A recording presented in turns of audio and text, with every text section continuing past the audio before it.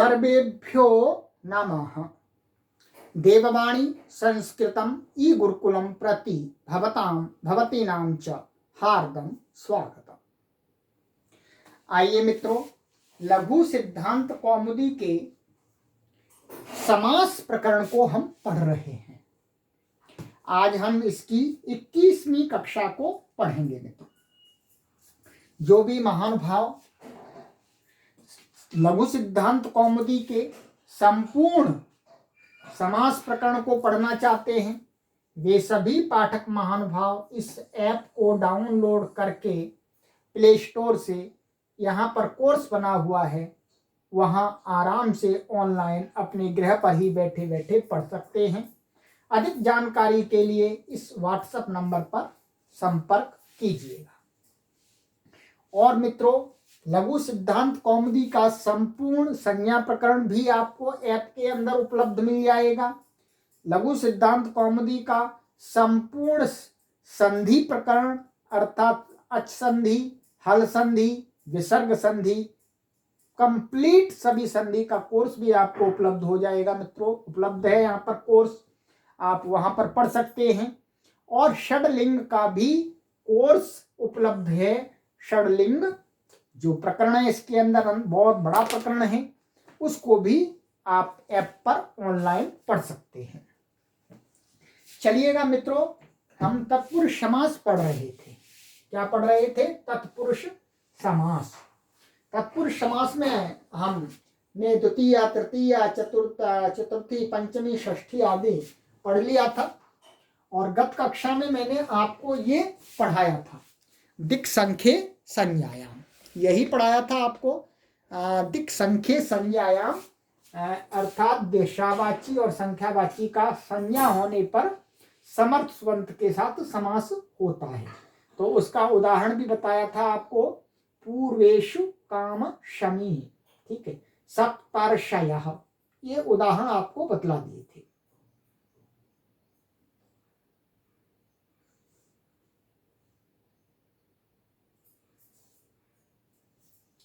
ठीक है।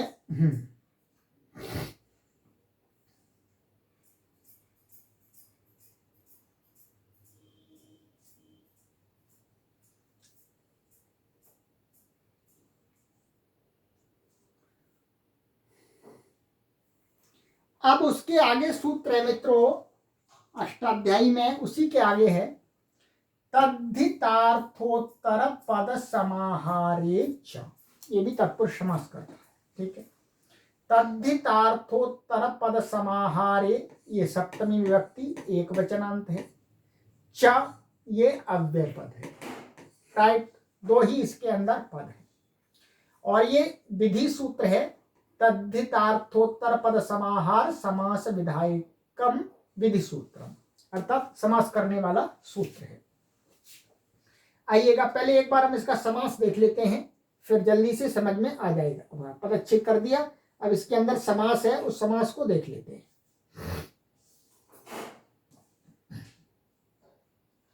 ये लीजिएगा समास, देखिएगा, तद्धितस्य अर्थः तद्धितार्थः। तद्धित ये प्रत्यय है। पिछली बार भी हमने कई बार बता दिया कि चौथे अध्याय और 5वें अध्याय में तद्धित प्रत्यय हैं।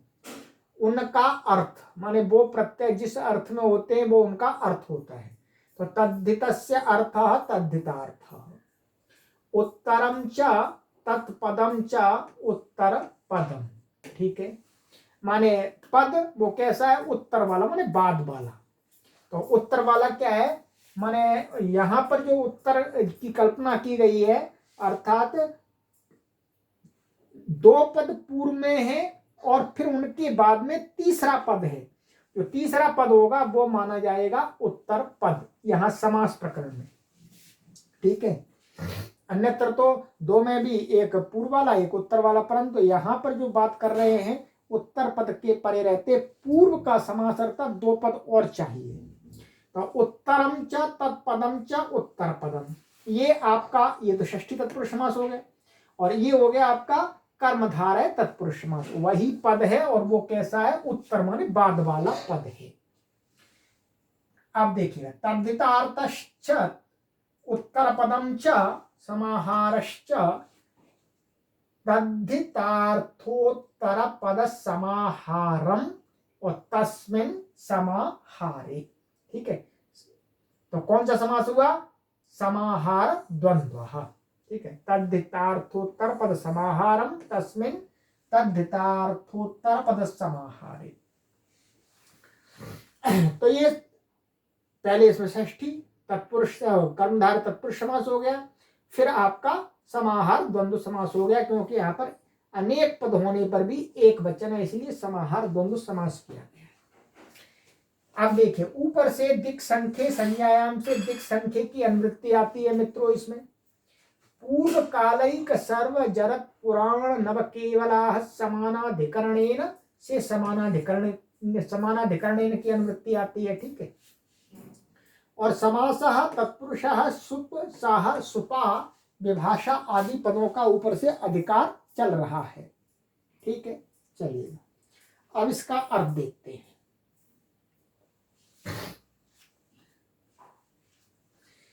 कहते हैं तद्धितार्थे विषय उत्तर पदे च परतः समाहारे च वाच्ये दिक् संख्ये प्रागवत। ठीक है, क्या तद्धितार्थ के विषय में, अर्थात तद्धित प्रत्यय के अर्थ के विषय में, अर्थात तद्धित प्रत्यय आगे आना है, उस विषय में यदि पूर्व में कोई शब्द है तो उनका समास हो जाता है। और क्या उत्तर पदे, माने दो पद पूर्व में है, बाद में तीसरा पद है, तो पूर्व के दो पदों का समास हो जाता है। और समाहारे वाच्य, और समाहार में विद्यमान, माने समाहार माने समूह में कहने, माने कई पद अपने अर्थ को समूह में कहने की विवक्षा करें तो उनका भी समास हो जाता है। किनका? दिक् संख्ये, दिशावाची और संख्यावाची का। ठीक है, दिशावाचियों का और संख्यावाचियों का समर्थ सुबंत के साथ समास हो जाता है। अभी उदाहरण में एकदम क्लियर होगा। ठीक है, इसका लंबे उदाहरण चलेंगे, कई उदाहरण चलेंगे, एक कक्षा में कंप्लीट नहीं होगा। अब पहला उदाहरण लेते हैं मित्रों तद्धितार्थ का। तद्धितार्थ का जो उदाहरण है वो है पौर्वशालः। क्या उदाहरण है? ये आगे इसमें दिखाया है इन्होंने, देखिएगा। ये इसका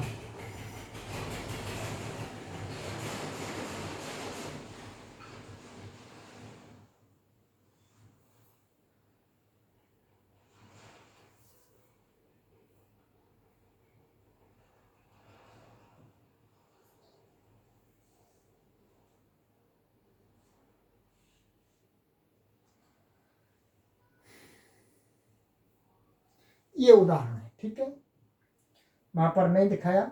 पौर्वशालः, ये उदाहरण बनाना है हमको। पौर्वशालः माने पूर्व दिशा वाली शाला में होने वाला, ये इसका हमें वो करना है, ये सिद्धि करनी है। ठीक है, तो अब देखिएगा, अब हमको देखना है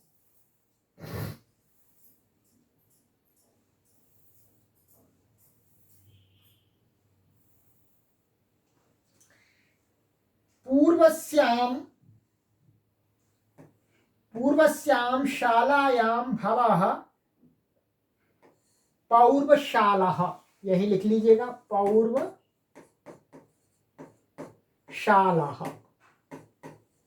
ये उदाहरण हमें सिद्ध करना है। अब क्या है, भव, जो भव अर्थ में प्रत्यय होते हैं मित्रों, ये उस तद्धित प्रकरण में होते हैं। तत्र भवः, तत्र भवः सूत्र है, मैं आपको दिखला देता हूं सूत्र, वो भी दिखला देता हूं, चलिएगा।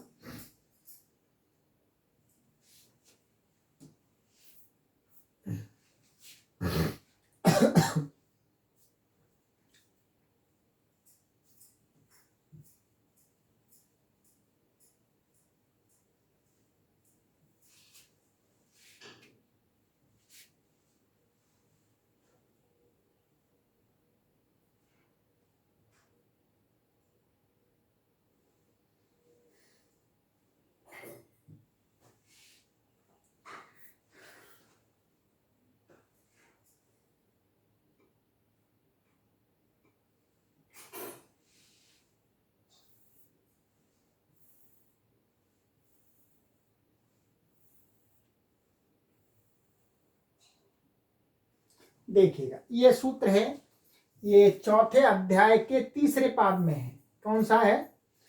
तत्र भवः। तत्र भवः माने सप्तम्यंथ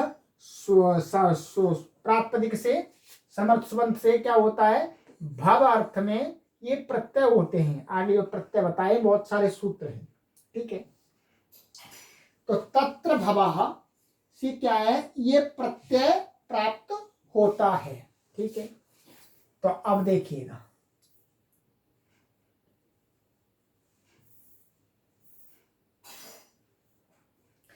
तो ये पूर्वस्याम शालायाम भवः पूर्वा, तो अब इसका पूर्वा शाला इति समासे जाते, ठीक है। पूर्वा शाला ये स्थिति दिखा दी है। अब आ जाइएगा, इसका हम नीचे इसकी सर्जरी करते हैं कैसे कैसे। अभी इसमें और भी सूत्र लगेंगे, ठीक है, सिद्धि में।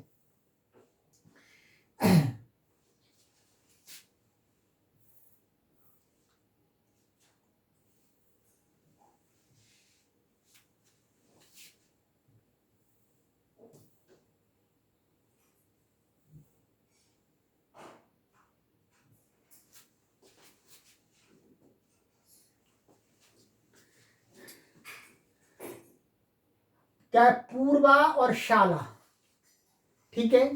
पूर्वा और शाला, तो ये दो शब्द हैं मित्रों।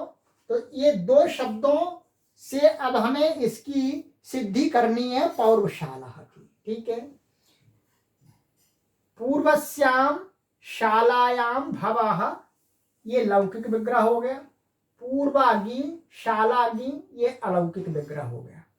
तद्धित के लिए तैयार किए गए वाक्य होने के कारण से, माने ये तद्धित प्रत्यय लाना है आगे भव अर्थ को कहने के लिए, तो उसके लिए क्या है? पूर्वस्याम शालायाम, इस प्रकार के हमें पूर्वागी शालागी इस प्रकार से सज्जा करनी पड़ती है, तैयारी करनी पड़ती है। तो क्या है? तद्धित के लिए तैयार किए गए वाक्य होने के कारण से तद्धितार्थ विषय मान करके, तद्धितार्थ विषय मान कर, अभी तद्धित आया नहीं है इधर, तद्धितार्थ विषय सप्तमी है। तो क्या है? तद्धित के विषय में आगे तद्धित आने वाला है, तो दोनों का इस सूत्र से क्या हो जाएगा? तद्धितार्थोत्तर पद समाहारे च से समास हो गया, ठीक है। दोनों पदों में समान विभक्ति है, समानाधिकरण है। समानाधिकरण माने इसमें भी सप्तमी है, इसमें भी सप्तमी है, राइट। इसलिए समान विभक्ति होने से समानाधिकरणवाची पद है। तो समास होने के बाद क्या है? समास होने पर कृतद्ध समासाश्च सुपो धातु प्रातिपदिकयों से लुक हो गया इनका, ठीक है।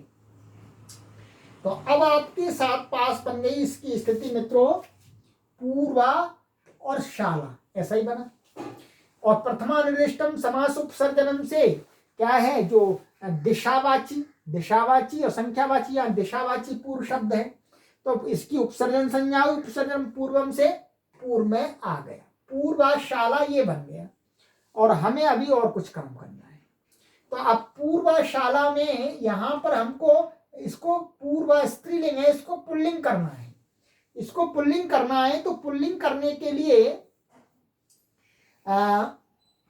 आचार्य वरदराज महाराज जी ने एक ये वार्तिक उपस्थित किया, ठीक है। ऐसी स्थिति बन गई थी पूर्वाशाला, ये यहां दिखाया। अब यहां पर क्या है? सर्वनामनो वृत्ति मात्रे पुंद भावः, माने जो सर्वनाम शब्द हैं, क्या है?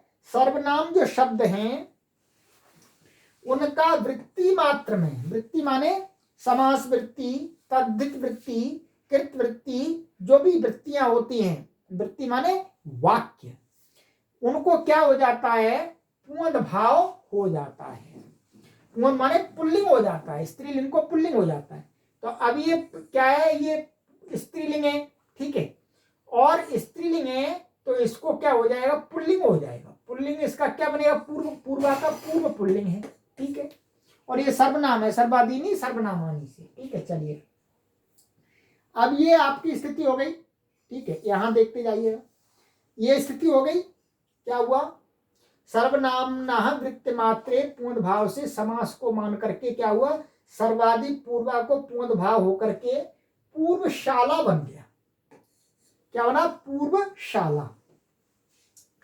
अब तद्धित प्रत्यय के लिए सूत्र लगाना पड़ा हमें, तद्धित प्रत्यय भी लाना है तत्र भावार्थ में। तो तद्धित प्रत्यय किससे आएगा और क्या आएगा, तो इसको बताने के लिए आचार्य वरदराज महाराज जी ने सूत्र हमें बताया कि अब तद्धित प्रत्यय लाएंगे इससे, दिक् पूर्व पदार्थ असंज्ञायाम।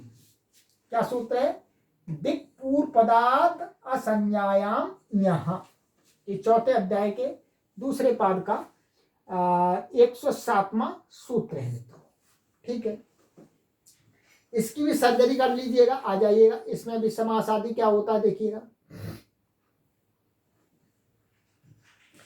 दिक्च पूर्व पदम, हाँ वो दिक् पूर्व पदम यस्य स दिक् पूर्व पदम, माने दिशावाची पूर्व पद है जिसका, वो पद वो शब्द वो क्या कहलाएगा, दिक् पूर्व पदम। तस्मात् दिक् पूर्व पदार्थ, ये बहुव्रीहि समास हो गया आपका। ठीक है, और असंज्ञायाम, असंज्ञायाम में समास है न संज्ञा असंज्ञा, तस्याम असंज्ञायाम, ये नहीं तत्पुरुष समास हो गया। और ये इसमें पदच्छेद करेंगे तो सिंपल है, दिक् पूर्व पदार्थ पंचमी व्यक्ति एक वचनांत है, असंज्ञायाम सप्तमी व्यक्ति एक वचनांत है, और यहाँ प्रथमा विभक्ति एक वचनांत है। ठीक है, और इसमें मित्रों ऊपर से शेषे की अनुवृत्ति आती है। क्या आती है, शेषे की अनुवृत्ति आती है।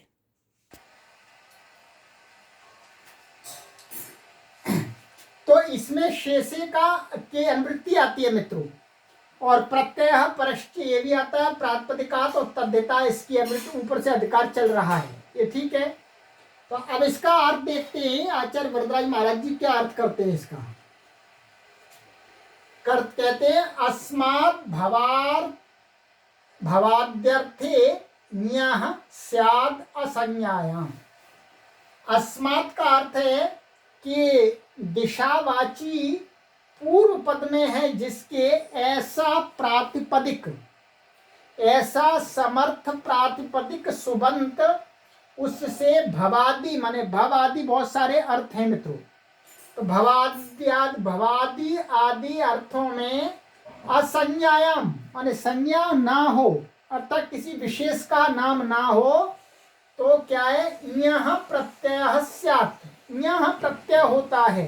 ठीक है, अब आप देखिएगा ये जो हमारा बना, ये हमारा ये जो बना पूर्वशाला, पूर्वशाला, ये पूर्वशाला क्या है, ये दिक् पूर्व पद है, ये पूर्व शब्द दिशावाची है, पूर्व में है जिसके ऐसा ये पद है। ठीक है, और अब इसमें भाव अर्थ में हम क्या है, प्रत्यय ले आए, दिक् पूर्व पदार्थ संज्ञा, ये किसी की संज्ञा नहीं है। पूर्वशाला में जो कोई भी चीज है उसको कहने के लिए है, वो कोई एक चीज नहीं है, कुछ भी हो सकता है, मनुष्य भी हो सकता है और पशु भी हो सकते हैं, कोई वस्तु भी हो सकती है, उसको कहने के लिए।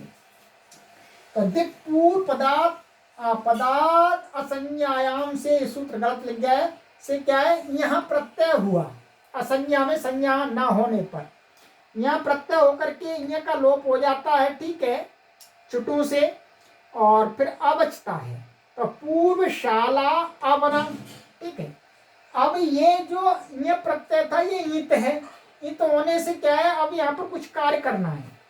ईत होने से क्या है, इन प्रत्ययों के परिणति वृद्धि प्राप्त होती है, क्योंकि हमें बनाना है पौर्वशाला, तो पौर्वशाला में वृद्धि करनी है। तो उसके लिए आचार्य वरदराज महाराज जी ने महर्षि पाणिनि का सूत्र रखा, वृद्धि विधायक सूत्र, विधि सूत्र है, तद्धितेष्वचामादेः। इस 7वें अध्याय के दूसरे पाद का 117वां सूत्र है। ठीक है, तो इसमें पदच्छेद आपको यहां देख लेते हैं, आइएगा।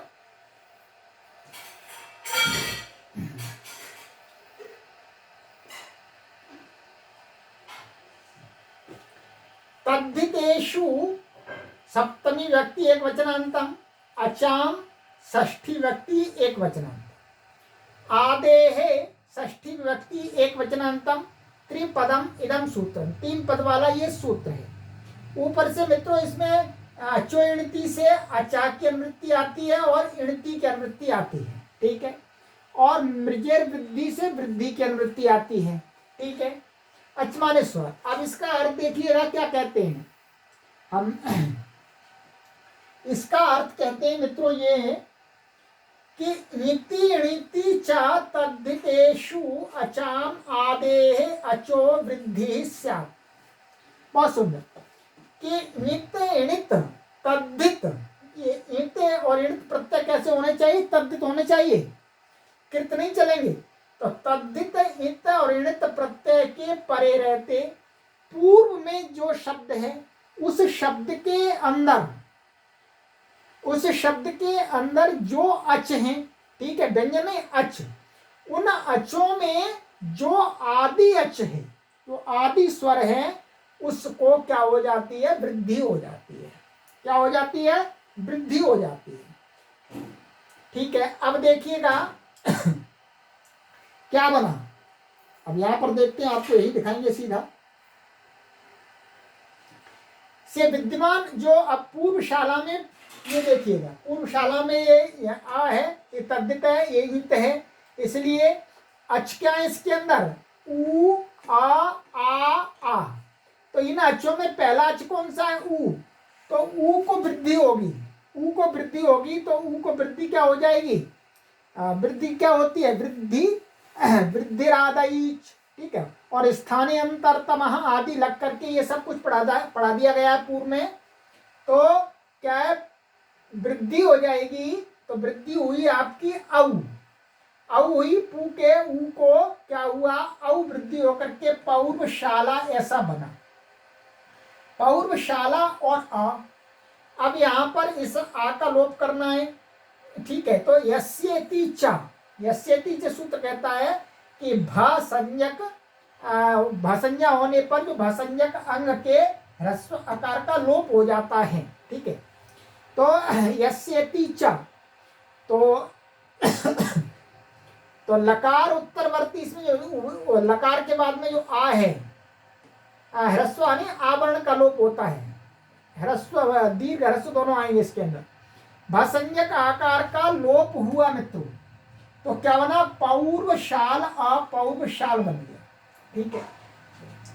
पौर्वशाल बन गया एक देश विकृत न्याय न प्रातिपदिक मान करके, क्योंकि अब भी ये प्रातिपदिक ही है, वास्तव में इसको ऐसा नहीं है, इसकी कोई आवश्यकता नहीं है, क्योंकि ये तद्धित आ गया, तो ये लगाने की आवश्यकता नहीं है, क्योंकि कृत तद्धित समासाश्च से इसकी फिर दोबारा प्रातिपदिक संज्ञा हो जाएगी, क्योंकि ये तद्धित है। तो तद्धित प्रत्यय इसके अंत में, वो भी तद्धितांत से क्या है, इसकी पुनः पूरे की प्रातिपदिक संज्ञा हो जाएगी। प्रातिपदिक संज्ञा होने से क्या है, उसको स्वादि उत्पत्ति करके क्या बनेगा, पौर्वशालः। तो पौर्वशालः ये किसी की संज्ञा नहीं है मित्रों, और इसमें क्या है, तद्धितार्थोत्तर पद समाहारे च, जो सूत्र घटा है वो क्या है, तद्धित प्रत्यय आने वाला है आगे ऐसे पदों, समर्थ पदों का, और जिनमें समान विभक्ति है उनका समास हो जाता है। और वो समास कैसा होता है जी, समानाधिकरण समास, ठीक है। तो मित्रों इस कक्षा में आपको हमने 3 सूत्र पढ़ा दिए। 3 सूत्र अर्थात मुख्य समास वाला तो एक ही सूत्र है, समास का तो एक ही सूत्र है, तद्धितार्थोत्तर पद समाहारे च। परंतु अभी तद्धितार्थोत्तर में तद्धितार्थ ही आया है केवल, अभी तो उत्तर पद के उदाहरण और समाहार के उदाहरण आगे की कक्षा में पढ़ने हैं, ठीक है। तद्धित का एक उदाहरण दिया था इन्होंने, पौर्वशाला, वो हमने पढ़ दिया। और इस वार्तिक को भी ध्यान रखेंगे, वार्तिक भी इसमें लगाया गया है। और वार्तिक के अलावा जो तद्धित प्रत्यय करने वाला सूत्र, ये भी लगाया गया, दिक् पूर्वपदार्थ असंज्ञायाम। और तद्धितेषु चामादेः, ये भी वृद्धि करने वाला सूत्र लगाया है। अब हम इसके बाद में उत्तर पद का उदाहरण देखेंगे।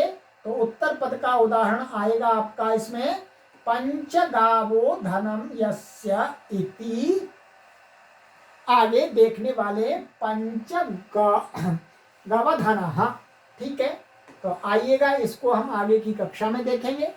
इतना आप कंप्लीट कीजिएगा और सभी से निवेदन है कि नोट्स बनाते जाइएगा, नोट्स बनाने में आपको अधिक समझ में आएगा। और जो भी महानुभाव लघु सिद्धांत कौमुदी के संपूर्ण समास प्रकरण को पढ़ना चाहते हैं वो व्हाट्सएप से संपर्क करें अथवा इस ऐप को डाउनलोड करके यहाँ पर कोर्स को परचेज करके ऑनलाइन पढ़ें। अस्तु, सर्वेभ्यो नमः।